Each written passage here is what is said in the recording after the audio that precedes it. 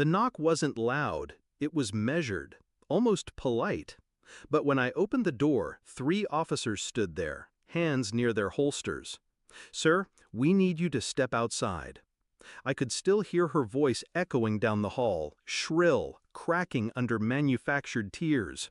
"He hit me! Look at me!" She emerged behind them, clutching her robe like a wounded saint. Fake bruises blooming across her skin. The kind you could buy in a theater supply store. I knew because I'd found the receipt in the trash 2 days ago. One officer's eyes narrowed at me. "We're placing you under arrest." I didn't argue, I didn't plead, I only reached for my wallet. "Let me show you something." My ID slid into his hand. His eyes dropped to it. Then his jaw set.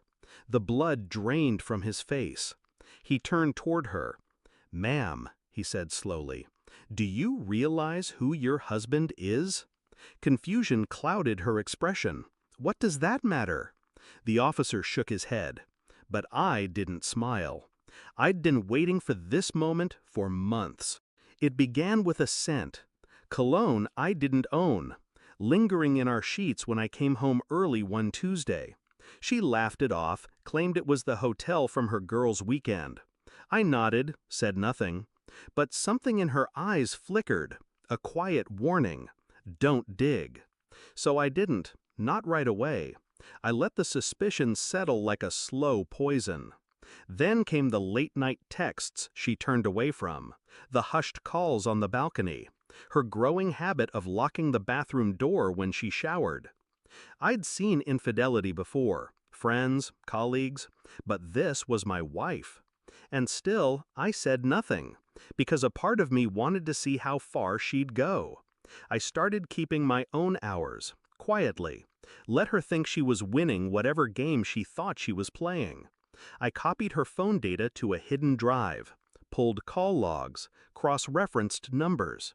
There was one that repeated, always at night, a man named Carter.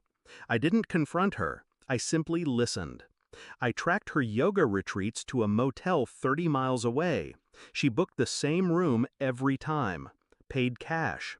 Still, I played the role of oblivious husband. Dinners, small talk, even laughter when required, because anger is noisy, and I needed silence. I took photos, dates, times. The digital ledger of her betrayal grew in my safe like a rot I cultivated deliberately. Then I went further. DNA from her wine glass, a hair from his jacket when he left her car one night. I sent them to a lab I trusted more than the police. The results would be my weapon. The envelope came on a Thursday morning.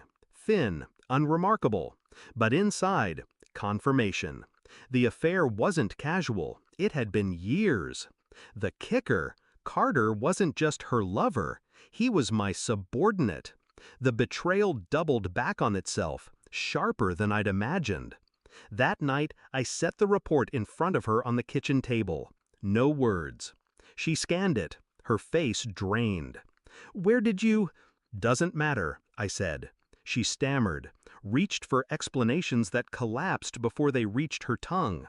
I didn't raise my voice. I didn't have to. I could have divorced her quietly, let the courts chew her up. But quiet wouldn't teach her anything. So I waited. I let her keep playing perfect wife while I documented everything. Bank transfers, emails, photos. I built a file thick enough to bury her reputation. Then, her mistake. She called 911, claimed I'd beaten her. A last, desperate play for leverage.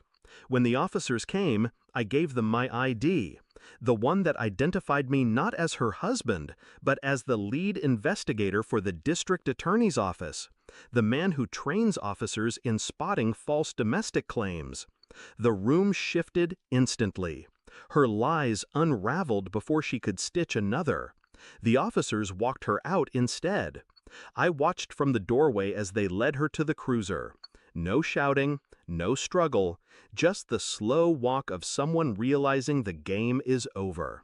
She glanced back once, maybe hoping for mercy. I gave her nothing, because mercy is for the innocent. Inside, the kitchen was still.